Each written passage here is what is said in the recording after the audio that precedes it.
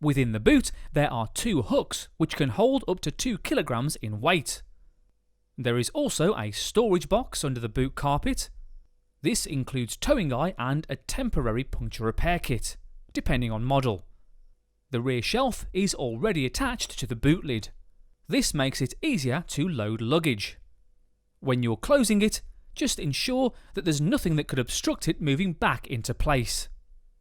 You can remove the shelf by opening the boot and unclipping the 2 cords keeping it up. Once this is done, pull the shelf towards you to release it from its hinges. Reverse the process to put it back into place.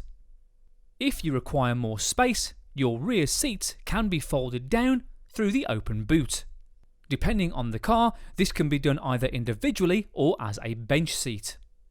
To lower the bench seat, make sure the head restraints are in the low position. Then pull the strap located behind the backrest to unlock it and fold it down to meet the cushion of the seat. Once you're ready to reposition the seats, pull the backrest up and make sure the anchorage is locked in. Citroën.